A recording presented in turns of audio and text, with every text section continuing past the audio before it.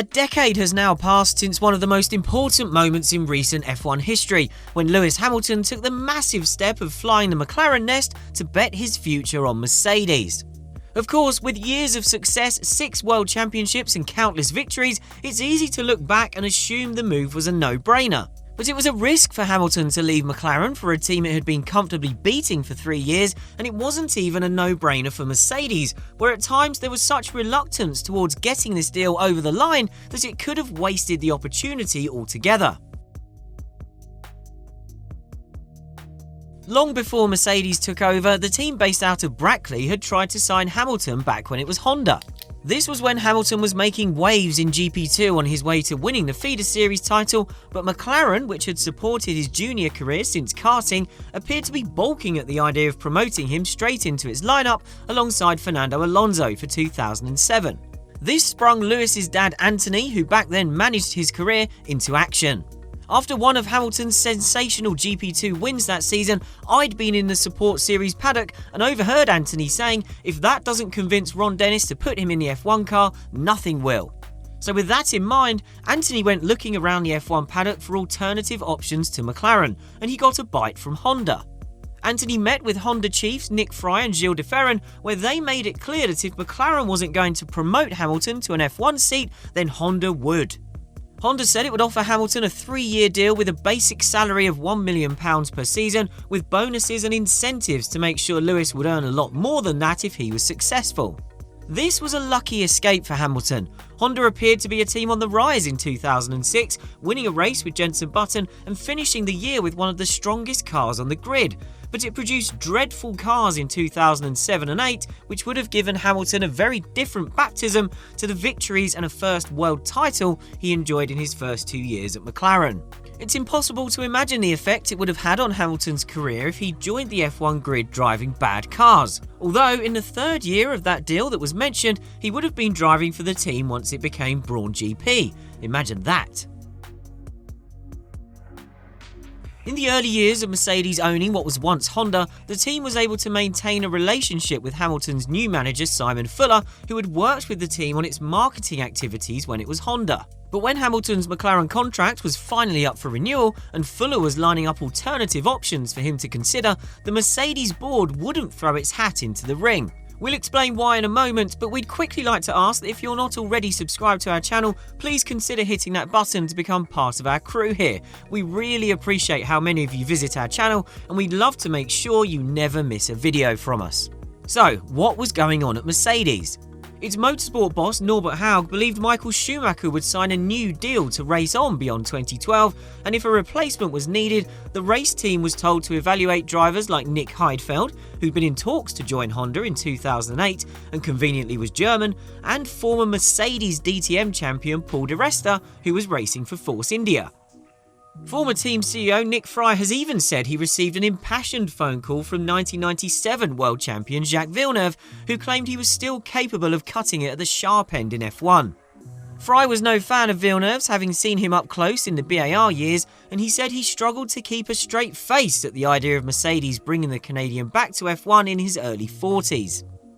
As for Hamilton, Mercedes' top brass in Germany were put off by what was expected to be a £30 million a year price tag. So where did this caution come from? Before joining Mercedes in the winter of 2012-13, then Williams shareholder Toto Wolff, whatever happened to him, had been consulting with Mercedes over its F1 project, and he'd outlined to the team that at the level of investment it was running at, it was spending less on car development than Williams because it had more expensive drivers. So having just come to this realisation, it was perhaps understandable that the idea of spending even more on its driver lineup by signing Hamilton didn't sit very comfortably at Mercedes. Enter Niki Lauda. The great Austrian world champion joined Mercedes in 2012 as a non-executive chairman, and one of the first grenades he launched in his first board meeting attendance was to suggest that Mercedes was being naive to wait until the October deadline Schumacher had to decide his future, because if Schumacher decided to stop, there'd be no top-line alternatives left on the driver market. Lauda knew that the race team in Brackley was interested in Hamilton, and he made it his mission to help force the deal through with upper management at Mercedes. But there were more hurdles to overcome. Even once Mercedes agreed to the idea of signing Hamilton, it wouldn't stump up the full amount of money required for the deal, coming up £3 to £4 million short. In the end, title sponsor Petronas was convinced to make up the difference in exchange for more advertising exposure on the cars and the opportunity to use Hamilton and Nico Rosberg in promotional material.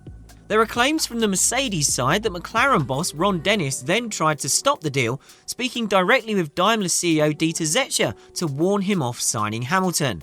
If that really happened, it's little surprise to hear that it failed. But Hamilton still needed convincing. Lauda put in the early work there. Hamilton has admitted that Lauda was insistent he had to join Mercedes, and Hamilton said after winning his 7th championship in 2020 that he wasn't convinced at the beginning. Next up, it was Ross Brawn's turn. He met with Hamilton, famously turning up at Lewis's mum's house for tea, and ran him through the team's plans and why heading into the era of turbo hybrid engines in 2014, it was going to be vital to be part of a works team that could fully integrate its car design around its engine.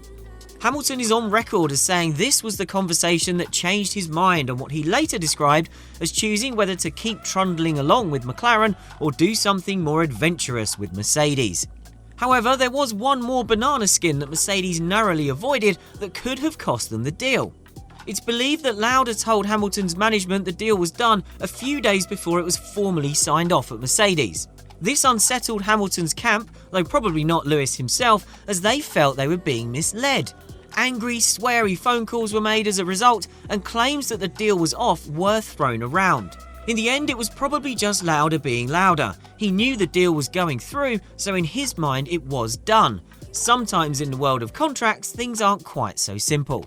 And given Hamilton's manager Fuller was a bit of an F1 outsider, he was probably less comfortable with taking a 3-time world champion's word on the deal before all the paperwork was fully in order. It's long been thought that the moment that made Hamilton's mind up was when his McLaren broke down from the lead in the 2012 Singapore Grand Prix, effectively ending his hopes of a second world title for another year. It was the latest painful blow in a season where McLaren had too often come up short. That year's car was arguably the fastest on the grid on average, but Hamilton was repeatedly let down by the team, both operationally and in terms of reliability. So after the Singapore failure, he was a distant 4th in the championship. But while the Singapore weekend has often been portrayed as Hamilton making a snap decision in the wake of crushing disappointment, that was never how Lauda told this story prior to his death. He believed that Hamilton was still leaning towards signing a new McLaren deal even the day after that heartbreak under the lights of Marina Bay. And reflecting on his decision 10 years after he made it, Hamilton said at the 2022 Singapore Grand Prix that the theory about the 2012 race influencing his decision wasn't true. While Lauda claimed he convinced Hamilton on the Monday night after the Singapore Grand Prix, Hamilton's version of the story is that he came to his decision over the days that followed while taking some time off in Thailand.